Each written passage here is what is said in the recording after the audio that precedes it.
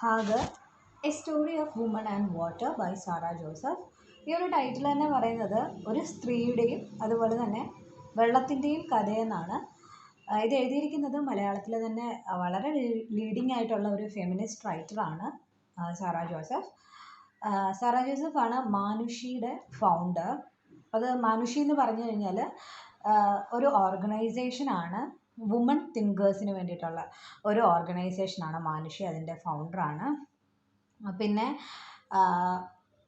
Sara Joseph ഒരു പ്രൊഫസറായിട്ട് സേവനം അനുഷ്ഠിച്ചിട്ടുണ്ട്. മലയാളത്തിൻ്റെ പ്രൊഫസറാണ്.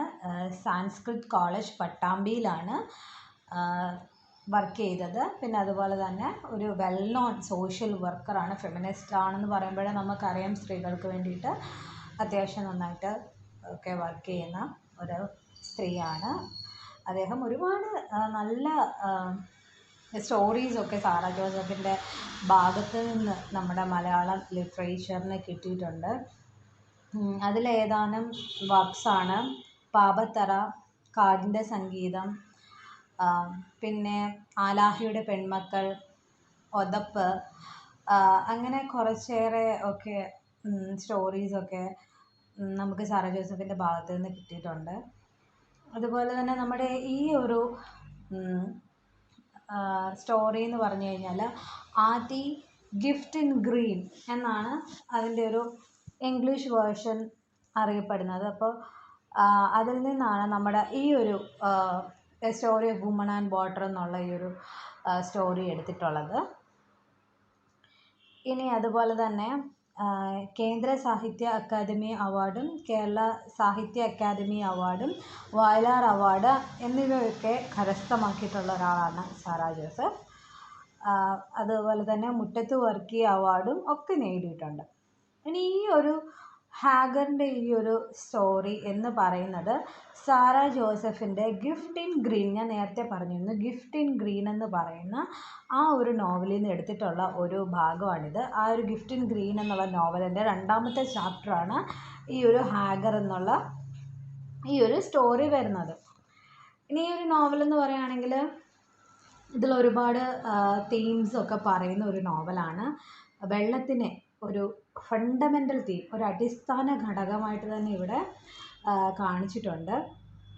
വെള്ളമില്ലാതെ നമുക്ക് ജീവിക്കാൻ പറ്റില്ല അല്ലേ? അപ്പം വെള്ളമാണ് നമ്മുടെ ആ ഒരു ജീവിതത്തെ പിടിച്ചു നിർത്തുന്നത് എന്നുള്ളൊരു തരത്തിലൊക്കെ വെള്ളത്തെ നന്നായിട്ട് പോർട്രേ ചെയ്തിട്ടുണ്ട്. അപ്പോൾ അതൊക്കെയാണ് ഈ ഒരു കഥയുടെ തീം. ഒരുപാട് തീംസ് ഉണ്ട്. അപ്പോൾ നമുക്കിനി കഥയിലേക്ക് വരുമ്പോൾ കൂടുതൽ തീംസ് മനസ്സിലാക്കാൻ സാധിക്കും.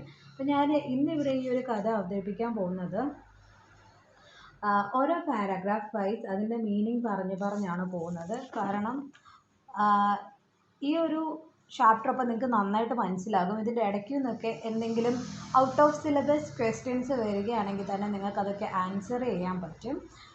അതുപോലെ തന്നെ 2 മാർക്ക് ക്വസ്റ്റ്യനും ഒക്കെ ചെറിയ ചെറിയ പോയിൻറ്റ്സ് ആയിരിക്കും അതിനൊക്കെ ആവശ്യമായിട്ട് വരുന്നത്. അപ്പോൾ ഞാനിത് ഡീറ്റെയിൽഡായിട്ട് ഓരോ പാരഗ്രാഫ് എടുത്ത് പറയുകയാണെന്നുണ്ടെങ്കിൽ എല്ലാ പാരഗ്രാഫും ക്ലിയർ ആയിരിക്കും. ആൻസേഴ്സ് എഴുതുമ്പോൾ കുറച്ചുകൂടെ നന്നായിട്ട് പ്രിസൈസ് ആയിട്ട് എഴുതാനും പറ്റും. അപ്പോൾ ഇനി ഈ സ്റ്റോറിയിലേക്ക് കടക്കാം. Hagar, the mother of Ismail. That day, waking her and her son earlier than usual, her husband thrust into her hands a few loaves of bread, a small quantity of dates, and a goat skin full of water. അപ്പോൾ തുടങ്ങുകയാണ് ഈ ഒരു കഥ. അപ്പോൾ ഈ ഒരു കഥ തുടങ്ങുമ്പോൾ തന്നെ ഹാഗർ എന്ന് പറഞ്ഞാൽ ആരായിട്ടാണ് എഴുതിയിരിക്കുന്നത്? ഇസ്മായിലിൻ്റെ അമ്മയായിട്ടാണ് പറയുന്നത്. ഇനി ആ ഒരു ദിവസം ഹാഗറിൻ്റെ മകനെയും രാവിലെ എഴുന്നേൽപ്പിക്കുകയാണ്. എന്നിട്ട് ഹാഗറിൻ്റെ ഹസ്ബൻഡ് അവളുടെ കയ്യിലേക്ക് കുറച്ച് ബ്രെഡും കുറച്ച് ഈന്തപ്പഴവും പിന്നെ ഒരു ഗോട്ടിൻ്റെ സ്കിന്നിനകത്ത് കുറച്ചേറെ വെള്ളവും, അന്ന് ബോട്ടിലൊന്നും ഇല്ലല്ലോ, അപ്പോൾ അതുകൊണ്ട് ഗോട്ട് സ്കിന്നിനകത്ത് കുറച്ചേറെ വെള്ളവും വെച്ച് കൊടുക്കുകയാണ്. അപ്പോൾ ഹാഗറിൻ്റെ ഹസ്ബൻഡ് എന്ന് പറയുമ്പോൾ എബ്രഹാമാണ്. അപ്പോൾ എബ്രഹാമാണ് ഈ ഒരു വെള്ളവും സാധനങ്ങളൊക്കെ ഹാഗറിന് നൽകുന്നത്. "Follow me, take your son too." He mounted his camel. He stepped out. walked ahead and led them to the wilderness where the mountains were bare and the landscape bore thorns and thistles. A sandstone bridge continually leaving them there. He turned and began to walk away. അപ്പം പറയാണ് എന്നെ follow ചെയ്യൂ, നിൻ്റെ മകനെയും കൂടെ എടുത്തോളൂ. എന്നിട്ട് എബ്രഹാമിൻ്റെ ഒട്ടകത്തിൻ്റെ പുറത്തേക്ക് കയറി. എന്നിട്ട് അതുപോലെ തന്നെ അവിടെ നിന്ന് പോവുകയാണ്. അവരിപ്പോൾ ഒരു വീട്ടിലായിരുന്നു, ആ വീട്ടിൽ നിന്ന് പോവുകയാണ്. എന്നിട്ട് എവിടേക്കാണ് പോകുന്നത്? അനന്തതയിലേക്ക്. നമുക്കിങ്ങനെ എവിടെയാണ് സ്ഥലം എന്നൊന്നും മനസ്സിലാക്കാത്ത ഒരു സ്ഥലത്തേക്ക് പോവുകയാണെന്നാണ് പറയുന്നത്. ഇവർ പോകുന്നത് ആക്ച്വലി ഒരു ഡെസേർട്ടിലേക്കാണ് പോകുന്നത്. അവിടെ എന്ന് പറഞ്ഞു കഴിഞ്ഞാൽ കുറേ മലകളൊക്കെ ഉണ്ട്. അതൊക്കെ എന്താണ്, പുല്ലോ അല്ലെ മരങ്ങളോ ഒന്നും ഉള്ള മലകളല്ല. ഭയങ്കര തരിശായിട്ട് കിടക്കുന്ന മലകളും അതുപോലത്തെ ലാൻഡ്സ്കേപ്പും ഒക്കെ ഉള്ള ഒരു സ്ഥലത്തേക്കാണ് ഇവർ പോകുന്നത്. എന്നിട്ട് പിന്നെന്താണ്, അവിടെ ഇങ്ങനെ ഈ ഒരു പൊടിക്കാറ്റ് അടിച്ചുകൊണ്ടേയിരിക്കുകയാണ്. ഭയങ്കര നല്ലൊരു റേജ്ഡ് എന്നാണ് പറയുന്നത്. റേജ്ഡ് എന്ന് പറയുമ്പോഴത്തേന് ഉദ്ദേശിക്കുന്നത് ഭയങ്കര ഒരു ദേഷ്യത്തോടെ അടിക്കുന്നു എന്നാണ്. അപ്പോൾ ഭയങ്കര ദേഷ്യത്തോടെ അവിടെ കാറ്റടിച്ചുകൊണ്ടിരിക്കുകയാണ്. അവിടെ ഈ ഹാഗറിനെയും കുട്ടീനെയും വിട്ടിട്ട് എബ്രഹാം പോവാണ്. എബ്രഹാം എവിടെയൊക്കെ പോകുന്നത്? എബ്രഹാം തിരിച്ചു പോവാണ്, ഹാഗറിനെയും കുട്ടീനെയും അവിടെ ഉപേക്ഷിച്ചിട്ട്. അപ്പോൾ ഹാഗർ ചോദിക്കുകയാണ്, "Are you leaving me here forever?" She cried out in panic. He did not turn back. ചോദിക്കുകയാണ്, നിങ്ങൾ എന്നെ ഇവിടെ വിട്ടിട്ട് പോവുകയാണോ? എന്നേക്കുമായിട്ട് എന്നെ ഇവിടെ ഉപേക്ഷിച്ചിട്ട് പോവുകയാണോ? വളരെ പേടിച്ച് ടെൻഷൻ അടിച്ചൊക്കെയാണ് ചോദിക്കുന്നത്. പക്ഷെ ഇതൊന്നും കേട്ടിട്ടും എബ്രഹാം തിരിഞ്ഞു നോക്കുകയോ അല്ലെങ്കിൽ തിരിച്ചൊരു റിപ്ലൈ കൊടുക്കുകയോ ഒന്നും ചെയ്തില്ല. "Why do you abandon your child and me in this terrible lonely wilderness?" ചോദിക്കുകയാണ്, നിങ്ങൾ എന്തിനാണ് എന്നെയും നിങ്ങളുടെ കുട്ടിയെ, നിങ്ങളുടെ സ്വന്തം കുഞ്ഞാണ്, അതിനെയും ഇവിടെ ഈ ഒരു ആരും ഇല്ലാത്ത ഈ ഒറ്റപ്പെട്ട ഈ ഒരു സ്ഥലത്ത് ഉപേക്ഷിച്ചിട്ട് എന്തിനാണ് പോകുന്നത്? ഈ ഒരു ചോദ്യം കേട്ടിട്ട് പോലും എബ്രഹാം നിന്നില്ല. He did not stop. അപ്പം പിന്നെയും ഹാഗർ ചോദിക്കുകയാണ്, "What wrong have I done? Tell me that at least. Don't I have a right to know?" ഞാൻ എന്ത് തെറ്റാണ് ചെയ്തത് അതെങ്കിലും എന്നോട് പറ. അതറിയാനുള്ള ഒരു ഒരു ഇതുപോലും എനിക്കില്ലേ? എനിക്ക് എൻ്റെ സത്യം അറിയണം. എന്തിനാണ് എന്നെ ഉപേക്ഷിച്ചത്? അതെൻ്റെ ഒരു റൈറ്റ് ആണല്ലേ, അതെങ്കിലും എനിക്ക് അറിയണമെന്ന് പറയണം. Hagar screamed after him. പുറകെ ഇങ്ങനെ അലറി വിളിച്ച് ഓടുകയാണ്. But received no reply. She could only see his red robe lifting and fluttering in the desert wind. Heartbroken, she fell to the ground and lay there prostrate. Hagar അങ്ങനെ കരഞ്ഞു വിളിച്ച് എബ്രഹാമിൻ്റെ പുറകെ പോയി. പക്ഷേങ്കിൽ ഒരു റിപ്ലൈയും കിട്ടിയില്ല. ആകെ കൂടി ആൾക്ക് കാണാൻ പറ്റിയത് അദ്ദേഹത്തിൻ്റെ മേലെ ഇട്ടിരിക്കുന്ന ഡ്രസ്സ് ഉണ്ടല്ലോ, ആ ഒരു ഡ്രസ്സ് ഇങ്ങനെ പൊങ്ങുകയും താഴുകയും ചെയ്യുന്ന മാത്രമാണ്. ഇങ്ങനെ കാറ്റടിച്ച് ആ ഡ്രസ്സ് ദൂരെ അനങ്ങുന്ന മാത്രമാണ് കാണുന്നത്. വളരെയധികം ഹൃദയം നുറുങ്ങുന്ന വേദനയിൽ ഹാഗർ നിലത്തേക്ക് വീഴുകയാണ്. എന്നിട്ട് അവിടെ വീണ് കിടക്കുകയാണ് ആ ഒരു നിലത്ത്. എന്താണ് സംഭവിക്കുന്നതെന്നൊന്നും മനസ്സിലാവാതെ. "Except for a few reeds and a half-full water skin, I have nothing. The sun spits fire on me and my child. I am singed within and without. The burning sand roasts my feet as though I am standing on a red-hot pan. You who walk away from me, won't you tell me how I am to take care of your firstborn?" ഇപ്പം പറയാണ്, കുറച്ച് ഈന്തപ്പഴവും കുറച്ച് വെള്ളവും ഉണ്ടെന്നല്ലാതെ എൻ്റെ കയ്യിൽ വേറെ ഒന്നുമില്ല. സൂര്യൻ അവിടെ ഇരുന്നിട്ട് തീ തുപ്പുന്ന മാതിരിയാണ് ഹാഗറിന് തോന്നുന്നത്. വെയിലല്ല അടിക്കുന്നത്, തീയാണ് തൻ്റെ മേലെയും തൻ്റെ കുട്ടിയുടെ മേലെയും അടിക്കുന്നതായിട്ടാണ് ഹാഗറിന് തോന്നിയത്. പിന്നെ ആ ഒരു സാൻഡ് ഉണ്ടല്ലോ, മണ്ണ്, ആ ഒരു മണ്ണെന്ന് പറഞ്ഞു കഴിഞ്ഞാൽ അവളുടെ കാലിനെ ഇട്ട് പൊള്ളിക്കുകയാണ്. അവൾ എന്തിൽ നിൽക്കുന്ന പോലെ അവൾക്ക് തോന്നിയെന്നറിയാവോ? നല്ല ചുമന്ന് പഴുത്ത ഒരു പാൻ ഉണ്ടല്ലോ, ഒരു ചട്ടി, ആ ചട്ടിക്കകത്ത് അവൾ നിൽക്കുന്ന പോലെയാണ് ഹാഗറിന് തോന്നിയത്. അവൾ പറയാണ്, നിങ്ങൾ എന്നെ ഇവിടെ ഉപേക്ഷിച്ച് എൻ്റെ അരികിൽ നിന്ന് പോയ നിങ്ങൾ എന്നോട് പറയൂ, എങ്ങനെയാണ് നിങ്ങളുടെ ആദ്യമുണ്ടായ കുട്ടീനെ ഞാൻ നോക്കേണ്ടതെന്ന് പറയുകയാണ്. ഇപ്പം നിങ്ങൾക്ക് എല്ലാവർക്കും ഒരു ഡൗട്ട് കാണും, എന്തിനാണ് ഹാഗറിനെയും അതുപോലെ തന്നെ ഇസ്മായിലിനെയും ഇതുപോലൊരു ഡെസേർട്ടിൽ ഉപേക്ഷിച്ചിട്ട് എബ്രഹാം പോയതെന്ന്. അപ്പോൾ ഇതിന് പിന്നിൽ ഒരു ബാക്ക് സ്റ്റോറി ഉണ്ട്. അപ്പോൾ ആ ഒരു ബാക്ക് സ്റ്റോറി മനസ്സിലാക്കിയാലേ കറക്റ്റായിട്ട് ഈ ഒരു സ്റ്റോറിയുടെ ഉള്ളടക്കം നമുക്ക് മനസ്സിലാവത്തുള്ളൂ. എബ്രഹാം എന്ന് പറഞ്ഞു കഴിഞ്ഞാൽ ദൈവം അനുഗ്രഹിച്ച ഒരു വ്യക്തിയാണ്. അതായത് എബ്രഹാമിൽ നിന്നാണ് അവരുടെ ഒരു റിലീജിയൻ്റെ ആ ഒരു തലമുറ ഉണ്ടാവുക എന്ന്, അങ്ങനെ ഒരു ബ്ലെസ്സിങ്സ് ദൈവം കൊടുത്തിട്ടുണ്ട് എബ്രഹാമിന്. അപ്പോൾ എബ്രഹാമിൻ്റെ വൈഫാണ് സാറ. സാറയുടെ ഒരു മെയ്ഡനാണ് ഈ ഹാഗർ. എന്താണ്, ജോലിക്കാരത്തിയാണ് ഈ ഒരു ഹാഗർ. അപ്പോൾ ദൈവം കുട്ടികളുണ്ടാകും, അതിൽ നിന്ന് ഇവരുടെ ആ ഒരു സമൂഹം ഉണ്ടാകും എന്നൊന്നും പറഞ്ഞിട്ട് സാറയ്ക്കൊരു കുട്ടിയും ഉണ്ടാവുന്നില്ല. അപ്പോൾ ഇങ്ങനൊരു എന്താണ് അനുഗ്രഹം നിറവേറണ്ടേ എന്ന് വിചാരിച്ച് സാറ തന്നെ പറഞ്ഞ് അങ്ങനെ എബ്രഹാമും ഹാഗറുടെ വിവാഹം ചെയ്ത് എബ്രഹാമിന് ഹാഗറിൽ ഒരു കുട്ടി ഉണ്ടാവുന്നു. അതാണ് ഇസ്മായിൽ. ആദ്യം ഉണ്ടാവുന്ന കുട്ടിയാണ് ഇസ്മായിൽ. അപ്പോൾ അതിന് തൊട്ട് പുറകെയായിട്ട് സാറയും ഗർഭിണിയാവുന്നു. അപ്പോൾ സാറയ്ക്ക് ഇസ്മായിലോ അതുപോലെ തന്നെ ഹാഗറോ ആ വീട്ടിൽ നിൽക്കുന്നത് ഇഷ്ടമല്ലായിരുന്നു.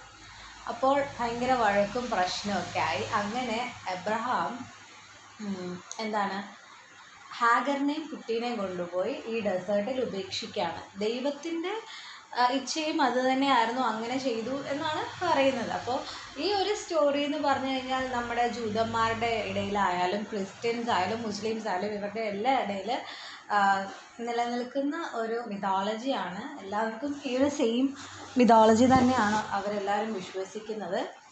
അപ്പോൾ ഇതിൻ്റെ ബാക്കിയായിട്ടാണ് നമ്മുടെ ഈ ഒരു സ്റ്റോറി വരുന്നത്. അപ്പോൾ ഇങ്ങനെയാണ് ഹാഗറും കുട്ടിയും ഡെസേർട്ടിൽ എത്തുന്നത്.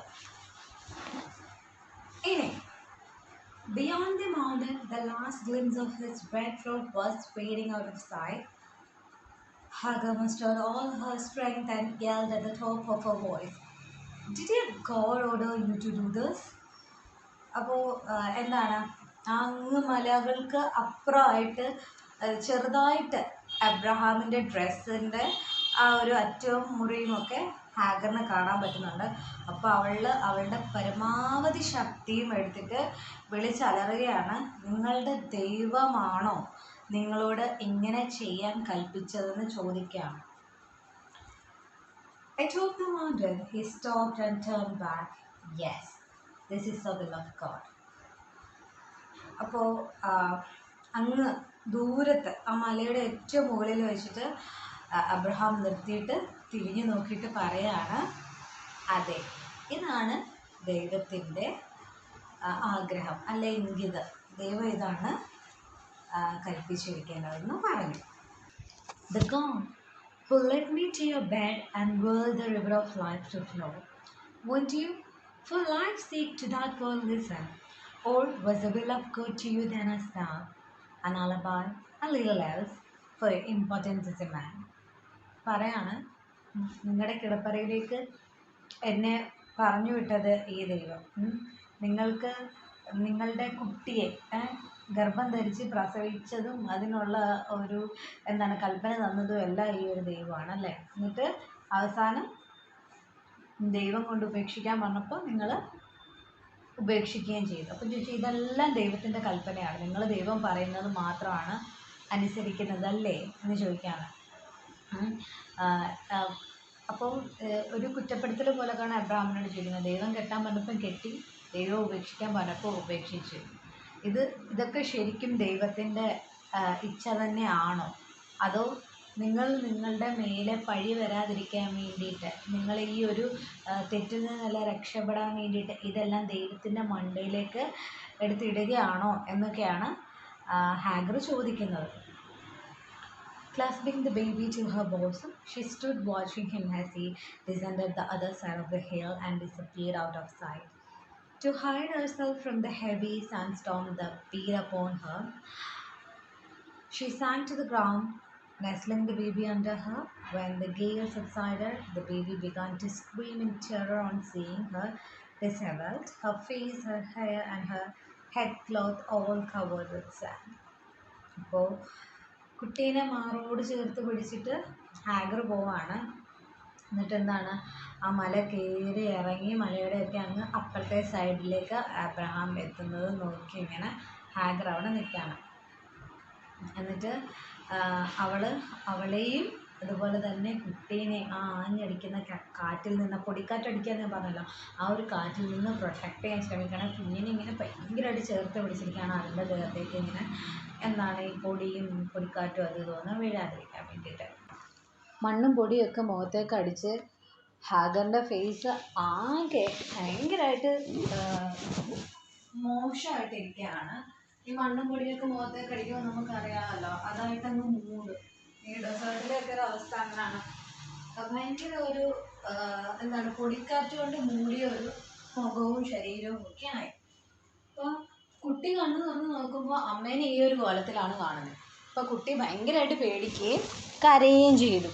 ഇത് തൻ്റെ അമ്മയാണോ അതോ വേറെ ആരിലാണോ, എന്താണ് അമ്മയ്ക്ക് സംഭവിച്ചത് എന്നൊക്കെയുള്ള ഒരു ചിന്തയിലായി കുട്ടി. Her tears had dried up, as also the milk in her breast dehydrated. Her blood had begun to thicken. Every stream within her that had flowed ceaselessly like the unending mercies of God was drying up too. അപ്പോൾ ഇനി ഹാഗറിൻ്റെ ഒരു ബോഡിയിലെ ഒരു വ്യത്യാസവും മാനസികമായിട്ടുള്ള ഒരു അവസ്ഥയൊക്കെയാണ് പറയുന്നത്. ഹാഗറിൻ്റെ കണ്ണിലെ കണ്ണീരൊക്കെ വറ്റി, എന്താണ്, പാലില്ല, പാല് വറ്റി. സ്വന്തം കുഞ്ഞിന് കൊടുക്കണമെങ്കിൽ മുലപ്പാൽ വേണം, ആ പാല് വറ്റി. അവൾ ഭയങ്കരമായിട്ട് ഡീഹൈഡ്രേറ്റഡ് ആയിപ്പോയി. ദേഹത്തൊരു തുള്ളി വെള്ളമില്ല. അവളുടെ ചോര പോലും എന്താണ് കട്ട പിടിക്കാൻ തുടങ്ങുകയാണെന്നാണ് പറയുന്നത്. അപ്പോൾ എല്ലാം അങ്ങനെ വറ്റി വരണ്ട് പോവുകയാണ്. ദൈവത്തിൻ്റെ ആ ഒരു കരുണ പോലും വാടി കരിഞ്ഞു അല്ലെങ്കിൽ നശിച്ചു പോയിരിക്കുകയാണെന്നാണ് പറയുന്നത്. Hungry Ismail began to cry, "My son, before this blazing heat dries up my breast, drink to the last drop." അപ്പോൾ വിശന്നിട്ട് ഇസ്മായിൽ കിടന്ന് കരയാണ്. അത് കൊച്ചുകുട്ടിയല്ലേ, അതിനറിയത്തില്ലല്ലോ. അപ്പോൾ ഹാഗർ പറയാണ്, എൻ്റെ മോനെ, ഈ ഒരു സൂര്യൻ എൻ്റെ അവസാനത്തെ തുള്ളി പാല് വറ്റിക്കുന്നതിന് മുന്നേ നീ എൻ്റെ ആ പാല് കുടിക്ക്, അതിൻ്റെ ലാസ്റ്റ് ഡ്രോപ്പ് വരെ എൻ്റെ മോന് എൻ്റെ പാല് കുടിക്കാമെന്ന് പറയാണ്. അത് മാത്രമേ ഇനി ആ അമ്മയ്ക്ക് ആ കൊച്ചിന് കൊടുക്കാനായിട്ട് പറ്റത്തുള്ളൂ. അപ്പം ഹാഗർ കുഞ്ഞിന് പാല് കൊടുക്കുകയാണ്. She cuddled the baby to her bosom. Ismail's hunger was not assuaged, nor his thirst. He stared at her in terror. അപ്പോൾ അവൾ കുഞ്ഞിനെ മാറോട് ചേർത്ത് വെച്ചിട്ട് പാല് കൊടുക്കുകയാണ്. ഇസ്മായിലിൻ്റെ വിശപ്പിനൊന്നും ഒരു കുറവും ഉണ്ടായില്ല, അവൻ്റെ ദാഹം പോലും മാറിയില്ല. അവനിങ്ങനെ എന്താണ് പേടിച്ച് വിറച്ച് അമ്മയെ തന്നെ നോക്കി ഇങ്ങനെ നിൽക്കുകയാണ്. Late into the night, hungry and weak, he cried himself to sleep. Who would abide with her through the terror of that lonely night? In that scary wilderness that flayed her with fear, who would comfort her? അപ്പോൾ ആ ഒരു രാത്രി കുഞ്ഞ് വിശന്ന് തളർന്ന് കരഞ്ഞാണ് ഉറങ്ങിയത്. ആരും ഈ അമ്മയ്ക്കും മകനും കൂട്ടില്ല. അപ്പോൾ രാത്രിയുടെ പേടിയുണ്ട്, ആരുമില്ല, വളരെ നിശ്ചലമായ ഒരു ഒറ്റപ്പെട്ട സ്ഥലത്താണ്, അതിൻ്റെ പേടിയുണ്ട്. ആരും അവർക്കൊരു കൂട്ടിനില്ല, ആരും അവരെ ആശ്വസിപ്പിക്കാനോ ഒരു തണലായിട്ടോ ഒന്നും ആരുമില്ല. Her body trembled with exhaustion and her mind quivered with anxiety. The sky above her only ceiling, all around her the wilderness, a vast, wall-less mansion that afforded neither provision nor protection. അപ്പോൾ എന്താണ്, ആകെ ഹാഗർ ഒരു തകർന്ന അവസ്ഥയിലാണ്. അവളുടെ ശരീരത്തിനൊട്ടും വയ്യ, തളർന്നു പോയ ശരീരം ആ വെയിലും കാറ്റും എല്ലാം കൊണ്ട് നിൽക്കുകയാണ്. പിന്നെ അതുപോലെ തന്നെ മനസ്സിനാണെങ്കിൽ ഭയങ്കര പേടിയോ ഇനി എന്താണ് മുന്നോട്ടുള്ള അവസ്ഥയോ ഒന്നും അറിയാതെ ആകെ മനസ്സും ഒരു കുഴങ്ങി നിൽക്കുന്ന ഒരവസ്ഥയാണ്. ഇനി അവൾക്ക് പറയാനാണെങ്കിൽ അവളുടെ മേലെയുള്ള ഒരു ആകാശം മാത്രമാണ് എന്താണ് അവൾക്കൊരു തണലായിട്ടുള്ളത്, അതാണ് അവളുടെ ഒരു സീലിംഗ് ആയിട്ടുള്ളത്. അവൾക്ക് ചുറ്റുമുള്ളതെല്ലാം എന്ന് പറഞ്ഞു കഴിഞ്ഞാൽ ഇങ്ങനെ അനന്തമായിട്ട് കിടക്കുകയാണ്. ചുറ്റും നിശ്ചലമായിട്ട് അനന്തമായിട്ട് കിടക്കുന്ന കുറേ മണ്ണ് മാത്രമുണ്ട്, അല്ലാതെ അവിടെ അടുത്തെങ്ങും ഒന്നുമില്ല എന്നാണ് പറയുന്നത്. The mercy of your father's God is spreading blankets of darkness on the walls of the horizon to keep us warm, my son. She tried to comfort the baby whose jaws were chattering in the biting cold of the night. അപ്പോൾ ഹാഗർ മകനെ ഇങ്ങനെ പറഞ്ഞ് ആശ്വസിപ്പിക്കുകയാണ് രാത്രിയിൽ. കൊച്ചു പേടിച്ചിരിക്കുകയല്ലേ. അപ്പം നിൻ്റെ അച്ഛൻ്റെ ദൈവം എന്നാണ് പറഞ്ഞിരിക്കുന്നത്. അപ്പോൾ അവളുടെ ദൈവമല്ല എന്നുള്ളൊരർത്ഥത്തിലാണ് നിൻ്റെ പിതാവിൻ്റെ ദൈവം എന്ന് പറയുന്നത്. അപ്പോൾ അവളെ ഉപേക്ഷിക്കാൻ ദൈവത്തിൻ്റെ കൽപ്പന എന്ന് പറയുമ്പം ഏതൊരു സ്ത്രീ ആയാലും അങ്ങനെ പറയത്തുള്ളൂ. അവൾ എന്ത് തെറ്റ് ചെയ്തിട്ടാണല്ലേ. അപ്പം നിൻ്റെ അച്ഛൻ്റെ ദൈവത്തിൻ്റെ ഒരു കരുണ നമുക്കുണ്ട്. അദ്ദേഹം നമുക്ക് ചുറ്റും ഒരു വലിയ ബ്ലാങ്കറ്റ് തന്നെ വിരിച്ചിട്ടുണ്ട്. ആ ഒരു ബ്ലാങ്കറ്റാണ് ഈ രാത്രിയിൽ കാണുന്ന ഈ ഒരു ഇരുട്ട് എന്നാണ് പറയുന്നത്. അത് നമ്മളെ വളരെ ചൂടോടെ വെക്കാൻ വേണ്ടിയിട്ടുള്ളതാണ് ഈ ഒരു ബ്ലാങ്കറ്റ് എന്നാണ് പറയുന്നത്. എന്നിട്ട് ആ കൊച്ചാണെങ്കിൽ ഭയങ്കരമായിട്ട് തണുത്ത് വിറച്ചൊരവസ്ഥയിൽ നിൽക്കുകയാണ്. രാത്രിയാകുമ്പോൾ ഡെസേർട്ടിലൊക്കെ നല്ല തണുപ്പാണ്. അപ്പോൾ ഭയങ്കര കൊച്ച് തണുത്ത് വിറച്ച ഒരുമാതിരി ഒരു അവസ്ഥയിൽ നിൽക്കുകയാണ്. അപ്പോൾ കൊച്ചിനെ പറഞ്ഞ് ഇങ്ങനെ കംഫോർട്ട് ചെയ്യാൻ നോക്കുകയാണ് Hagar. Far into the night a piercing wind continued to blow. The sun that had glowed like coals of fire in the day hardened into shards of ice at night. Within the folds of her robe, against the warmth of her bosom, Hagar hid her son. അപ്പോൾ രാത്രി ആയപ്പോഴത്തേക്കിന് എന്താണ് ഭയങ്കരമായിട്ട് ഇങ്ങനെ തുളച്ച് കയറുന്ന തരത്തിലുള്ള കാറ്റാണ് അടിച്ചുകൊണ്ടിരിക്കുന്നത്. ഈ ഒരു മണ്ണെന്ന് പറഞ്ഞാൽ അവിടുത്തെ ഒരു മണ്ണെന്ന് പറഞ്ഞു കഴിഞ്ഞാൽ പകല് ഇങ്ങനെ എന്താണ് തീക്കനൽ പോലെ ജ്വലിച്ചുകൊണ്ടിരുന്നൊരു മണ്ണാണ്. അതിപ്പോഴെന്ന് പറഞ്ഞു കഴിഞ്ഞാൽ ഭയങ്കരമായിട്ട് ഉറച്ച് നിൽക്കുകയാണ്. എങ്ങനെയാണ് ഉറച്ച് നിൽക്കുന്നതെന്ന് പറഞ്ഞാൽ ഭയങ്കര എന്താണ് മഞ്ഞ് മലകളോ മഞ്ഞ് പാളികളോ പോലെ ഉറച്ച് നിൽക്കുകയാണ് ഇപ്പോൾ അവിടുത്തെ മണ്ണ്. എന്നിട്ട് അവൾ എന്തെടുക്കുകയാണ്, അവളുടെ കുഞ്ഞിനെ മാറോട് ചേർത്ത് പിടിച്ചിരിക്കുകയാണ്. അപ്പോൾ ഒരു നെഞ്ചിലൊരു ചൂട് കാണത്തില്ലേ, ആ ഒരു ചൂടെങ്കിലും കുഞ്ഞിന് കിട്ടട്ടെ എന്ന് വിചാരിച്ച് തൻ്റെ നെഞ്ചോട് ചേർത്ത് ഇങ്ങനെ കുഞ്ഞിനെ പിടിച്ചിരിക്കുകയാണ്. The darkness of this terrible night, wintry winds howl and needle me. Oh, open not your cavernous mouth, you hungry desert loneliness, to swallow my baby. അപ്പോൾ ഈ രാത്രിയോട് ഹാഗർ പറയുന്ന തരത്തിലാണ് ഇത് പറഞ്ഞിരിക്കുന്നത്. ഭയങ്കര ഇരുട്ട് ആയിട്ടും ഭയങ്കര ഒരു നശിച്ച രാത്രിയാണെന്ന് വേണമെങ്കിൽ നമുക്ക് പറയാം. ഭയങ്കര കാറ്റടിക്കുന്നുണ്ട്, അത് അവരെ ഭയങ്കരമായിട്ട് ബുദ്ധിമുട്ടിക്കുന്നുണ്ട്. എന്നിട്ട് പറയാണ് എന്താണ് ഭയങ്കര വിശന്ന് വരുന്ന ഒരു നിശബ്ദത തൻ്റെ കുഞ്ഞിനെയും തന്നെയും ഒക്കെ വിഴുങ്ങാൻ വരികയാണെന്നുള്ള തരത്തിലാണ് ആ ഒരു രാത്രിനെ അവതരിപ്പിച്ചിരിക്കുന്നത്. അതുപോലെ പേടിയും ദേഹത്തിനാണെങ്കിലും വയ്യ, മനസ്സിന് വയ്യ. പിന്നെ ഈ ഒരു ക്ലൈമറ്റ് എന്ന് പറയുന്നതും അത് ഭയങ്കരമായിട്ട് ബുദ്ധിമുട്ടിക്കുന്ന തരത്തിലുള്ള ഒരു ക്ലൈമറ്റുമാണ്. Though tortured by thirst, she did not so much as moisten her lips with a drop of the water on which she knew hinged the hope of her son's survival in the burning heat of the following day. Despite the hunger that tormented her, she did not touch even one of the few remaining days. പിന്നെ പറയുന്നത് അവൾക്ക് വളരെയധികം ദാഹം തോന്നുന്നുണ്ടായിരുന്നു. പക്ഷെ അവളുടെ ചുണ്ട് നനയ്ക്കാൻ പോലും അവൾ ഒരു തുള്ളി വെള്ളം എടുത്തില്ല. കാര്യം അവൾക്കറിയാം പിറ്റേ ദിവസം തൻ്റെ കുഞ്ഞ് വിശന്ന് കരയുമെന്ന് ഈ ചൂടാവുന്ന സമയത്ത്. അപ്പം തൻ്റെ കുഞ്ഞിന് എന്തെങ്കിലും കൊടുക്കണ്ടേ എന്നുള്ള നിലയിൽ അവൾ എന്താണ് അവളുടെ ചുണ്ട് നനയ്ക്കാൻ പോലും ഒരു തുള്ളി വെള്ളം എടുത്തില്ല. അവൾക്ക് വിശക്കുന്നുണ്ട്, ദാഹിക്കുന്നുണ്ട്, വളരെ ബുദ്ധിമുട്ടുണ്ട്. അവളൊരു ഡേറ്റ്സ് പോലും എടുത്ത് കഴിച്ചില്ല. എല്ലാം തൻ്റെ മകന് വേണ്ടിയിട്ട് മാറ്റിവെച്ചു. The feeble light of the stars only deepened the loneliness of the wilderness. Now and then, like long deep sighs, the dust storm continued to blow and buffet her. The short night came to an end somehow. The long day began, having blazed as much fire as it could. The sun hid himself behind the sand dunes to the west. For a while the sand remained like cinders of fire. അപ്പോൾ ആ രാത്രി എന്ന് പറഞ്ഞു കഴിഞ്ഞാൽ ഞാൻ നേരത്തെ പറഞ്ഞ പോലെ തന്നെ അത് വളരെയധികം അവരെ ബുദ്ധിമുട്ടിപ്പിച്ചുകൊണ്ടേയിരുന്നു. സ്റ്റാർസിൽ നിന്ന് വരുന്ന ആ ഒരു ചെറിയ വെട്ടമാണെങ്കിൽ പോലും അവരുടെ ഒരു ഏകാന്തതയെ കൂട്ടിയതേ ഉള്ളൂ. അല്ലാതെ അതുകൊണ്ട് വലിയ കാര്യമൊന്നും ഉണ്ടായില്ല. കാറ്റ് ഇടയ്ക്കിടയ്ക്ക് അടിക്കുന്നുണ്ടായിരുന്നു. അങ്ങനെ ആ ഒരു ഷോർട്ടായിട്ടുള്ള നൈറ്റ് അവസാനിച്ചു. പക്ഷെങ്കിൽ വളരെ ലോങ് ആയിട്ടുള്ള ഡേ വീണ്ടും ആരംഭിച്ചു. അത് തലേദിവസത്തെ പോലെ തന്നെ തീ തുപ്പിക്കൊണ്ടേ ഇരിക്കുകയാണ്. എന്താണ് അവരൊരു തീയിൽ കിടന്ന് പൊള്ളുന്ന പോലത്തെ ഒരു ഫീലിംഗ് ആയിരുന്നു അവർക്കുണ്ടായിരുന്നത്. Again night came, needling her with biting cold.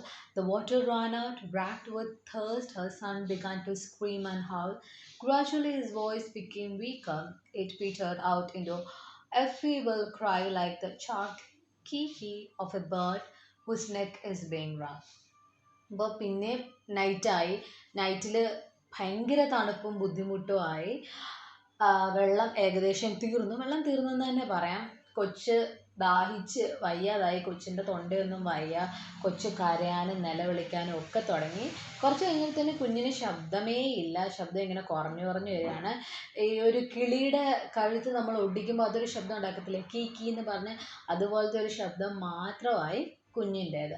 വേറെ കുഞ്ഞിൻ്റേതായിട്ടുള്ള ഒരു ശബ്ദം പോലും കേൾക്കാൻ മേലാത്ത ഒരു അവസ്ഥയിലേക്ക് എത്തി. She squeezed out the last remaining drops from the water skin and moistened the parched lips of the baby. He cried all the more. Would it be her son first, or would it be she? Who should be the first to die? Hagar shuddered at the thought of having to dig a pit with her bare hands to bury him in the sand and then wandering about in the wilderness all alone. But what if she were to die first? That terrified her even more. How could this be the will of God? Hagar trembled at the thought of her child crying in terror as he helplessly watched the vultures feasting on her dead body or crawling in the burning sand in search of her. അപ്പോൾ ഹാഗർ ആ ഒരു last drop of water കുഞ്ഞിൻ്റെ ചുണ്ടയിൽ ഇങ്ങനെ ഇറ്റിച്ചു കൊടുക്കുകയാണ്. കുഞ്ഞെങ്ങനെയെങ്കിലും ഒന്ന് ജീവിക്കട്ടെ എന്ന് വിചാരിച്ച് ലാസ്റ്റ് ഡ്രോപ്പും പിഴിഞ്ഞെടുത്ത് കൊടുക്കുകയാണ്. കുഞ്ഞ് പിന്നെയും കരയാണ്. അതിന് വയ്യ. അപ്പോൾ അത് പിന്നെയും കരഞ്ഞോണ്ടിരിക്കണം. അപ്പോൾ ആ ഒരു സമയത്ത് ഹാഗർ ആലോചിക്കുകയാണ്, ആരായിരിക്കും ആദ്യം മരിക്കുക? എൻ്റെ മോനായിരിക്കുമോ അതോ ഞാനായിരിക്കുമോ ആദ്യം മരിക്കുക? അപ്പോൾ ആ ഒരു ചിന്ത മനസ്സിൽ വന്നപ്പോൾ തന്നെ ആകെ ഒരു തകർന്ന അവസ്ഥയിലേക്കായി ഹാഗർ. അപ്പോൾ ഹാഗർ ആലോചിക്കുകയാണ്, സ്വന്തം മകന് വേണ്ടിയിട്ട് അവൾ തന്നെ ഒരു കുഴി കുഴിക്കുക എന്ന് പറയുന്നത് അവൾക്ക് ഒരു അമ്മയ്ക്ക് ഒരിക്കലും ചിന്തിക്കാൻ പറ്റില്ല അല്ലേ. അപ്പം ഒരു കുഴി കുഴിച്ച് മോനെ അതിൽ അടക്കം ചെയ്യാമെന്ന് ഓർക്കാൻ പോലും അവൾക്ക് പറ്റുന്നില്ല. എന്നിട്ട് എന്താണ്, ഈ ഒരു ഏകാന്തതയിൽ, ഈ ഒരു അനന്തതയിൽ ഇങ്ങനെ ഒറ്റയ്ക്ക് നടക്കേണ്ടി വരുമോ എന്നല്ല ഒരു ചിന്ത തോന്നി ഹാഗറിന്. പിന്നെ അവൾ ആലോചിച്ചു, ഇനി ഞാനായിരിക്കും ആദ്യം മരിക്കുക. അവളാണ് ആദ്യം മരിക്കെങ്കിൽ അത് കുറേ കൂടെ കഷ്ടമായിട്ടുള്ള ഒരു കാഴ്ചയാണ്. കാര്യം നമ്മൾ ആലോചിക്കണം, ഇതെങ്ങനെയാണ് ദൈവത്തിൻ്റെ ഒരു ഇച്ഛയാവുന്നത്? ഞങ്ങളെ രണ്ടുപേരെയും കൊല്ലുക എന്നുള്ളതാണോ ദൈവത്തിൻ്റെ ഒരു ആഗ്രഹം എന്നൊക്കെ അവൾ ആലോചിക്കണം. പിന്നെ സ്വന്തം മകൻ ഇങ്ങനെ ആരോരും ഇല്ലാതെ കരയുന്നതൊക്കെ ഓർത്തിട്ട് അവൾക്ക് സഹിക്കാൻ പറ്റുന്നില്ല. കഴുകന്മാർ അവളുടെ ശരീരം കൊത്തി വലിക്കുമ്പോൾ അത് കണ്ടുകൊണ്ട് മോൻ അടുത്ത് നിൽക്കണ്ടേ? അല്ലെന്നുണ്ടെങ്കിൽ അവൻ്റെ അമ്മ എവിടെയാണെന്ന് അറിയാതെ അവൻ ആ ഒരു ഡെസേർട്ടിൽ കൂടി ഇങ്ങനെ പരതി നടക്കുന്ന ചിന്തയും ഒക്കെ ആലോചിച്ചിട്ട് അവൾക്ക് സഹിക്കാനേ സാധിക്കുന്നില്ല. No it could not be, there had to be something far greater. അപ്പോൾ ഇതെല്ലാം ആലോചിച്ചിട്ട് ഹാഗർ പറയണേ, ഇല്ലില്ല, അങ്ങനെയൊന്നും ആയിരിക്കത്തില്ല, വേറെ എന്തോ നല്ലതാണ് നടക്കാൻ പോകുന്നത്, അങ്ങനെ ഒരിക്കലും നടക്കില്ലെന്ന് സ്വയം പറഞ്ഞ് ആശ്വസിക്കുകയാണ് Hagar. Hagar got up. The God of the one who disowned was also the God of one disowned. She had to seek and find the wellspring of life. അപ്പോൾ ഹാഗർ ചാടി എഴുന്നേറ്റു. എന്നിട്ട് പറയാണ്, The God of the one who disowned was also the God of the one disowned. എന്നെ തള്ളി പറയാൻ പറഞ്ഞവൻ്റെ ദൈവം തന്നെയാണ് എൻ്റെയും ദൈവം അല്ലേ. അതുകൊണ്ട് എന്തെങ്കിലും ഒരു വഴി എനിക്ക് വേണ്ടി കാണും. അതുകൊണ്ട് അവൾ അന്വേഷിക്കണം, എവിടെയാണ് അവളുടെ ആ ഒരു ജീവൻ്റെ നാളം ഇരിക്കുന്നത്, അത് അവൾ കണ്ടുപിടിക്കണമെന്ന് അവൾ ചിന്തിക്കുകയാണ്. Hagar began to wander about, struggling against the creeping hopelessness that tormented her.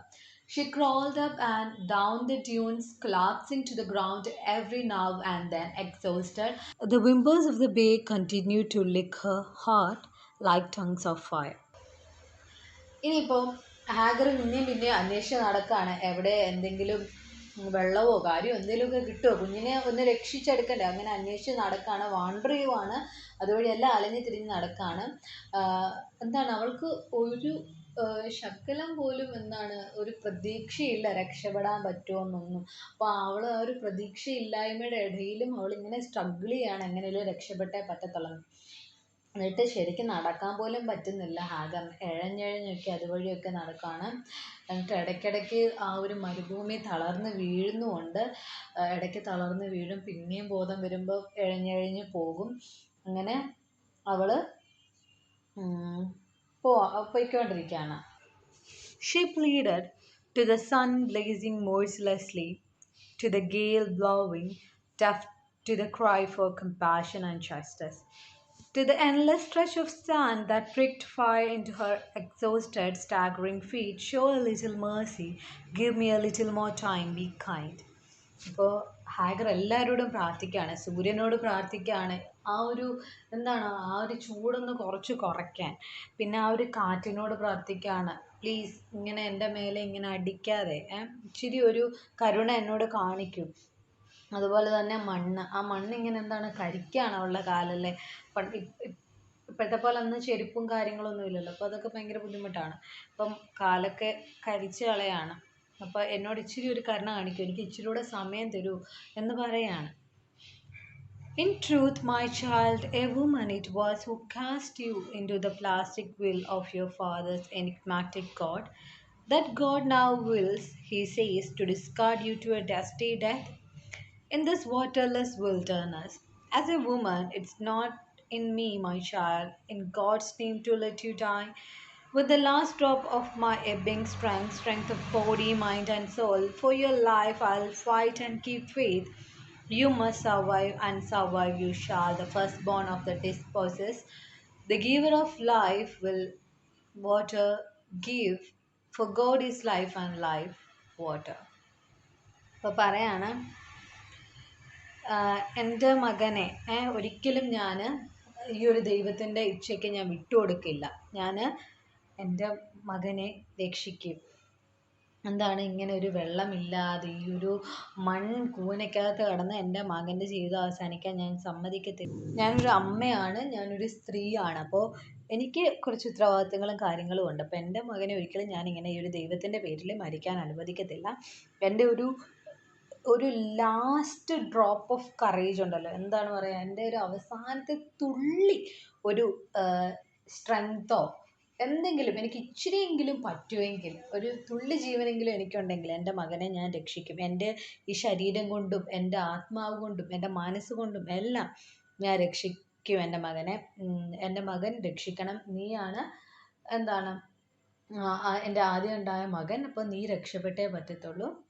നിനക്ക് എന്താണ് എവിടെ നിന്നെങ്കിലും വെള്ളം എത്തിച്ചു കൊടുക്കണം. അപ്പോൾ നമ്മുടെ ജീവൻ നിലനിർത്തുന്നതെന്ന് പറഞ്ഞു കഴിഞ്ഞാൽ വെള്ളമാണെന്നാണ് പറയുന്നത്. അപ്പോൾ നമ്മുടെ ജീവിതത്തിന് അല്ലെങ്കിൽ ജീവന് ഏറ്റവും ആവശ്യമായിട്ടുള്ളത് വെള്ളമാണെന്നാണ് ഹാഗർ ഈ ഒരു സമയത്ത് പറയുന്നത്. ഇനി afternoon, Ismail suddenly became unusually still, thinking him dead. She laid him by a bush and stood nearby, numb and motionless. Her heartbroken cry, whirling up from deep within, died as though ripped in the middle. Did she hear someone call her by name? Who is it? Is anyone out there? Who are you to have come to my help? അപ്പോൾ ഉച്ചയൊക്കെ കഴിഞ്ഞപ്പോഴത്തേക്കിങ്ങനെ ഇസ്മായിലിന് ഒരനക്കവും ഇല്ല. അവൾക്ക് തോന്നി ഇസ്മായിൽ മരിച്ചു എന്ന്. അങ്ങനെ ഇസ്മായിലിനെ അവിടെ ആ ഒരു 2 ചെടിയുണ്ടെന്ന് പറയാം, നമ്മൾ ആ ഒരു ചെടിയുടെ അടുത്തായിട്ട് ഹാഗർ കടത്തിയിരിക്കുകയാണ്. ഒരനക്കവും ഇല്ല ഇസ്മായിലിന്. അവൾ ഹൃദയം തകർന്ന് കരയാണ്, ഭയങ്കരമായിട്ട് വിഷമിച്ച് നിൽക്കുന്ന ഒരവസ്ഥയിൽ. അവൾ എവിടെ നിന്നോ അവളുടെ പേര് വിളിക്കുന്നതായിട്ട് കേട്ടു. അപ്പോൾ അവൾ ആലോചിക്കണം, ആരാണ് എൻ്റെ പേര് വിളിച്ചത്, ആരാണ് എനിക്ക് വേണ്ടി ഇവിടെ വന്നിരിക്കുന്നത് എന്നെ സഹായിക്കാൻ എന്ന് ആലോചിക്കുകയാണ്. It was the voice of her own desperate bewilderment that she heard. The wilderness, frighteningly vast and lonely, was all there was. In the depths of sorrow and despair she lay prostrate, covering her baby. അപ്പോൾ അത് അവളുടെ തന്നെ ഉള്ളിൽ നിന്നുള്ളൊരു വിളിയായിരുന്നു, അല്ലാതെ ആരും അവളെ വിളിച്ചതോ രക്ഷിക്കാൻ വന്നതോ ഒന്നും അല്ലായിരുന്നു. അവളുടെ മകനെ കവർ ചെയ്ത് അങ്ങനെ കിടക്കുകയാണ്, എങ്ങനെയെങ്കിലും കൊച്ചിനെ രക്ഷിക്കണമെന്ന് പറഞ്ഞ് നിൽക്കുകയാണ്. At once she heard her baby whimpering and again someone calling her by her name. She grabbed the baby from the sand and dashed here and there, seeking the voice that had called her. Could it have been only the clamor of her own heart's desperate hope, the fragrance of whose wind-wafted mercy was it that enveloped her? Who would it be, my God, in this terrifying solitude? Willing all her strength to her legs, Hagar groped and wandered about in the wilderness. ഇപ്പം കുഞ്ഞിനൊരു ചെറിയ അനക്കം പിന്നെയും തോന്നി. ആ ഒരു സമയത്ത് തന്നെ അവളുടെ പേര് വീണ്ടും വിളിക്കുന്നതായിട്ട് കേട്ടു. അവൾ കുഞ്ഞിനെ ഇങ്ങനെ ചേർത്ത് പിടിച്ചിരിക്കുകയാണ്. എന്നിട്ട് ഇത് എവിടെ നിന്നാണ് ഈ ഒരു ശബ്ദം വന്നതെന്ന് അന്വേഷിക്കുകയാണ്. ഇനി ഇത് അവളുടെ തന്നെ ആ ഒരു മനസ്സിൻ്റെ വിളിയാണ്. അവളുടെ മനസ്സിന് എങ്ങനെയെങ്കിലും രക്ഷപ്പെടണം, മനസ്സിലൊരു തുള്ളി പ്രതീക്ഷ ഉണ്ടല്ലോ, ആ ഒരു പ്രതീക്ഷയിൽ നിന്ന് അവൾക്ക് തോന്നുന്നതാണെന്നൊക്കെ അവൾ ചിന്തിക്കുകയാണ്. അപ്പോൾ ആ ഒരു ആരാണ് വിളിച്ചത്, എവിടെ നിന്നേലും കണ്ടുപിടിക്കണം, ആരാണ് തന്നെ സഹായിക്കാൻ വരിക എന്നൊക്കെ അവൾക്ക് ഒട്ടും ശക്തിയില്ലെങ്കിൽ പോലും അവളിങ്ങനെ വളരെ ബുദ്ധിമുട്ടി നടന്ന് പോവാണ്, ആരാണെന്ന് അന്വേഷിക്കും. Who, wire. Then, as in a dream, she chanced upon the source of the sound, a mysterious bird near the bush, flailing the ground with its wings. Hagar, Hagar, Hagar, its downy feathers lay scattered all around, blood speckled its wing. But heedless, it continued to thrash about, determined to knock the earth open. അപ്പോൾ അവൾ എവിടെ ആരാണെന്ന് ചോദിച്ചിങ്ങനെ പോവാണ്. അപ്പോൾ ഒരു സ്വപ്നം കണ്ട പോലെ ഒരു സൗണ്ടും അതുപോലെ തന്നെ ഭയങ്കര ഒരു മിസ്റ്റീരിയസ് ആയിട്ട് അവൾ ഇതുവരെ കണ്ടിട്ടില്ലാത്ത അല്ല, വളരെ ഒരു അത്ഭുതമായിട്ടുള്ള ഒരു സിറ്റുവേഷനിൽ അവളൊരു ബേർഡിനെ കാണുവാണ്. ആ ഒരു ബേർഡ് അതിൻ്റെ ചിറകൊക്കെ അടിച്ചും ഇങ്ങനെ വിളിക്കുന്നതായിട്ട് അവൾ കേൾക്കുകയാണ്, ഹാഗർ ഹാഗർ എന്ന് വിളിക്കുന്ന പോലെ. അതിൻ്റെ ചിറകൊക്കെ ഇങ്ങനെ പൊഴിഞ്ഞൊക്കെ ഇങ്ങനെ തൂവലൊക്കെ അവിടെയൊക്കെ കിടപ്പുണ്ട്. അതുപോലെ തന്നെ അതിൻ്റെ ആ ഒരു ചിറകിൽ നിന്ന് ചോരയൊക്കെ വരുന്നുണ്ട്. ഇതൊക്കെ ഉണ്ടെങ്കിൽ പോലും അതൊന്നും മൈൻഡ് ചെയ്യാൻ തയ്യാറല്ല. അതിങ്ങനെ എങ്ങനെയെങ്കിലും ഈ ഒരു ഭൂമി കുഴിക്കണം, അതൊന്ന് കുഴിച്ചെടുക്കണം എന്നുള്ള ഒരു ഡിറ്റർമിനേഷൻ, അതിങ്ങനെ എന്താണ് ഉറപ്പിച്ച് വെച്ചിരിക്കുകയാണ്, ഞാനിത് എങ്ങനെയെങ്കിലും ചെയ്തേ അടങ്ങുമെന്ന്. അങ്ങനെ ഇത് അടിച്ചുകൊണ്ടേ ഇരിക്കുകയാണ് ചിറകൊക്കെ ഇട്ട്. Hagar stood transfixed as a spring gushed forth from the earth like water squirting from the eyes of a pierced coconut. Incredulously, she stood and watched the bird drinking water ravenously, dipping again and again in the pool around in the spring, and jittering its wings in joyful celebration. അപ്പോൾ ഹാഗർക്ക് അനങ്ങാൻ പറ്റാത്ത ഒരവസ്ഥയെ നോക്കി നിൽക്കുകയാണ്. അപ്പോൾ ഭൂമിക്കകത്ത് നിന്ന് ഭയങ്കരമായിട്ട് വെള്ളം ഇങ്ങനെ ചീറ്റി വരുന്ന കാണുകയാണെങ്കിൽ നമ്മൾ തേങ്ങയൊക്കെ ഇങ്ങനെ പൊട്ടിക്കുമ്പോഴത്തേന് വെള്ളം വരില്ലേ, അതുപോലെ ചീറ്റി വരുന്നത് കാണുകയാണ്. എന്നിട്ട് ആ കിളി ആ വെള്ളം കുടിക്കുകയും അതിനകത്ത് നന്നായിട്ട് എന്താണ് മുങ്ങി താഴുന്നതും ഒക്കെയാണ് അവൾ കാണുന്നത്. എന്നിട്ട് എന്താണ് ആ കിളി ഭയങ്കര ഒരു സന്തോഷത്തിൽ അതിൻ്റെ ചിറകൊക്കെ ഇട്ട് അടിക്കുകയാണ് അവിടെ. In a flash, Hagar ran back screaming, scooped up her son, flew to the spring and immersed her son in the water. Trembling, she poured a palmful into his mouth and immersed him in the pool again and again. The flow of water continued undiminished, the source spouting more and more fresh water. Hagar soaked herself in the stream until in her breast she knew the miracle of water turning into milk. അപ്പോൾ പെട്ടെന്നാണ് ഹാഗറിന് തോന്നിയത് തൻ്റെ മോനെ അല്ലേ രക്ഷിക്കണം. അപ്പോൾ പെട്ടെന്ന് ഓടിപ്പോയി മോനെ എടുത്തു. ആ വെള്ളത്തിൽ ഇങ്ങനെ മുക്കി എടുക്കുകയാണ് കൊച്ചിനെ.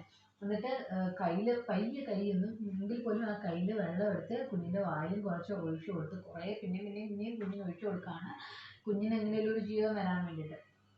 അപ്പോൾ ആ ഒരു എന്താണ് ഇപ്പോൾ ഒരു ചെറിയൊരു പൂള് പോലെ കുഴിച്ചിട്ടുണ്ട്. അപ്പോൾ അവിടേക്ക് ഇങ്ങനെ വെള്ളം വന്നുകൊണ്ടേ ഇരിക്കുകയാണ്.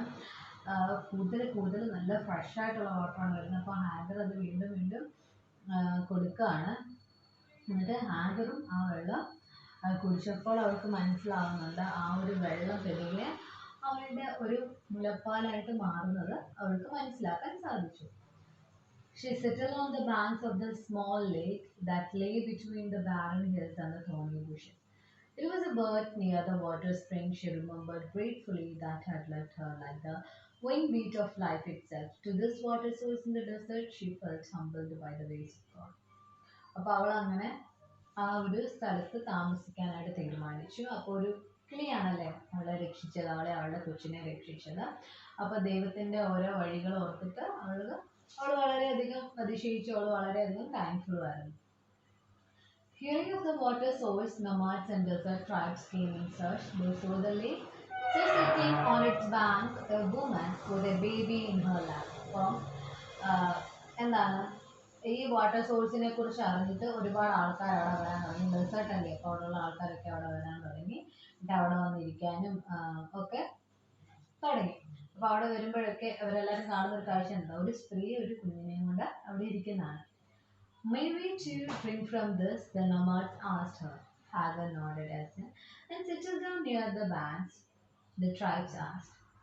Hagar could understand the thirst of a people, the infinite value of water, and secret of life written into it. She said, I have no objection, but you must know that water is life itself. I shall be the caretaker of this water, guard it, and mother it for the sake of my child and for the sake of the children yet to be born. This water you shall have, but only if you agree to a covenant. I insist on this not in a spirit of power or of ownership, but in the name of life. I know that the value of water. To me, the value of the first drop of water is the value of the life of my firstborn.